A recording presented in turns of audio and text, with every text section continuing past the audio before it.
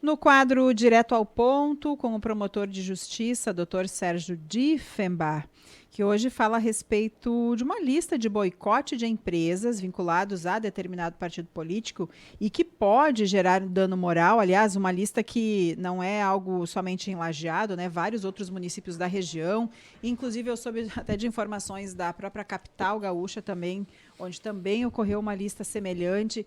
Então, é um assunto bastante polêmico, preocupante também, né? Mas que pode ter consequências bem sérias, né? Doutor Sérgio, bom dia. Pois é, bom dia Rita, bom dia Ricardo. Bom dia.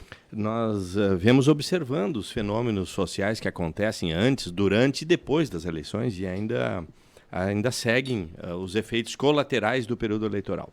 E um deles é um acirramento de ânimos. Na verdade, não é um acirramento que já existia. É uma explosão sobre uma outra forma de animosidades de pessoas que entendem diferente. E nesse sentido começaram a surgir, seja nas redes sociais ou em grupos de outra ordem, certos movimentos de boicote contra pessoas jurídicas ou físicas, no sentido de que eles viessem a ser aniquilados economicamente porque entendiam politicamente de outra forma. Isso é um reflexo, é um sintoma e eu comentei isso na semana passada ou retrasada, isso é um sintoma de um adoecimento social muito grave, na medida em que a sociedade ela se mostra cindida a este ponto. O que me cabe aqui é lembrar e sugerir às pessoas para que elas, primeiro, pensem, respirem, se acalmem e deem um passo atrás. Por que eu digo isso? Porque os atos de hoje, muitas vezes, eles vão gerar consequências jurídicas e financeiras daqui a alguns meses ou até anos. Nesse episódio específico de alguém resolver encabeçar uma lista, dizendo para ninguém ouvir a rádio independente, ou para ninguém comprar no mercado X, ou para ninguém ir ao profissional Y, porque ele pensa de acordo com tal partido, e isso pode vir a caracterizar uma ação que gera dano moral e material àquele profissional que trabalha dignamente de acordo com a sua função.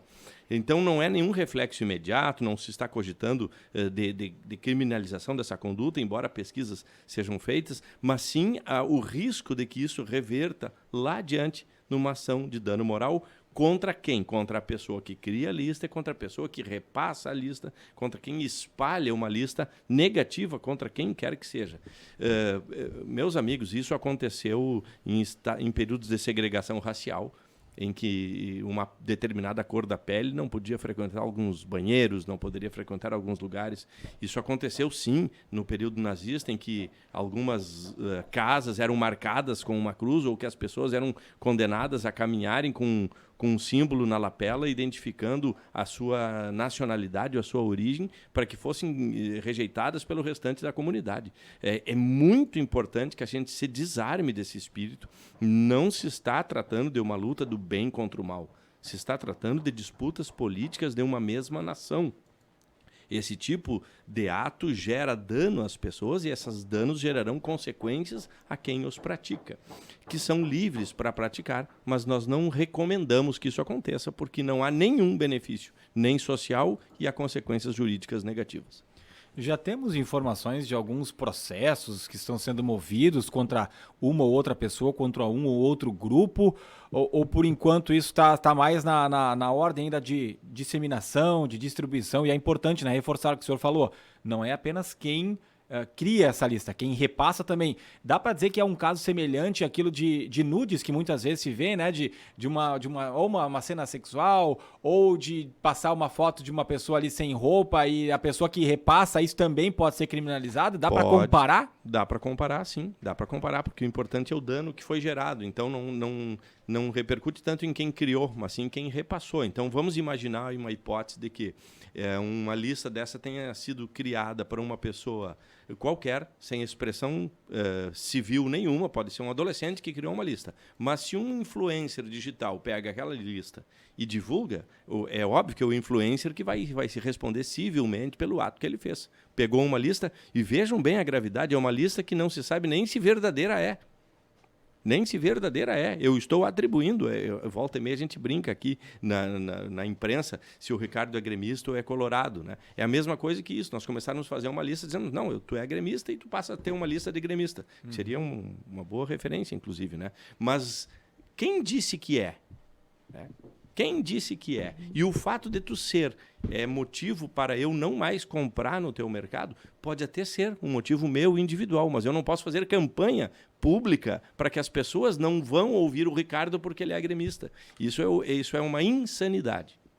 E já temos algum processo? Nós estamos surgindo. A nível regional, talvez até estadual? A nível estadual já houve alguma representação ao Ministério Público, ao OAB de uma cidade da região metropolitana já encaminhou, e a partir disso que nós fizemos algumas análises, num primeiro momento, juridicamente, isso me parece que é uma atribuição da empresa ou da pessoa que se sentiu prejudicada acionar judicialmente buscando dano moral.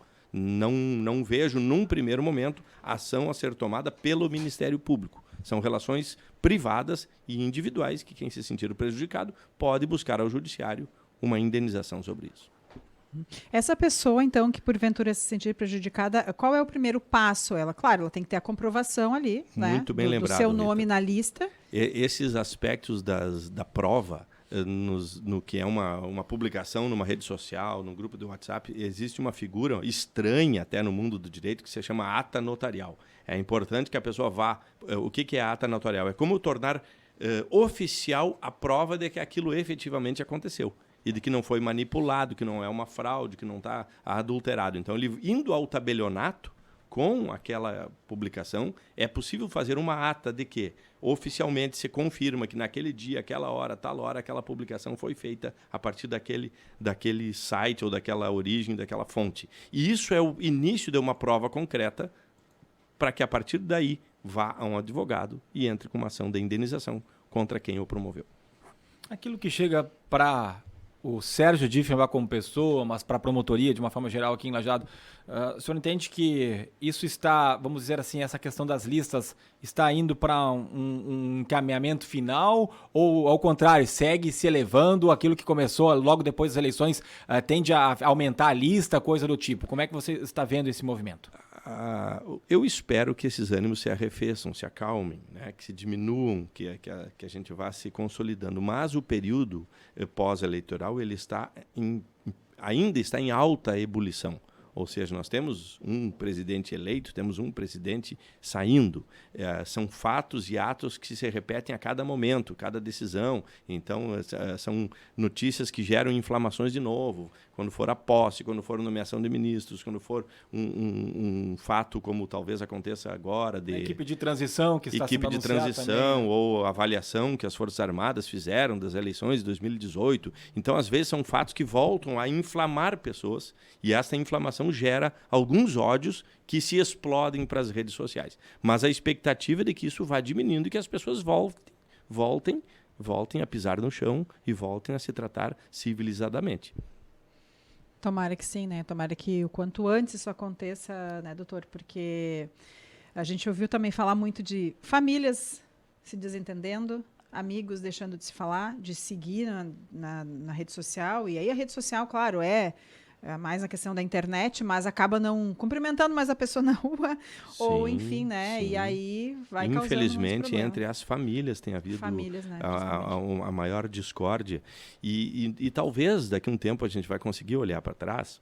E tem um livro muito interessante, quem quiser procurar, chama-se O Mundo em Desordem.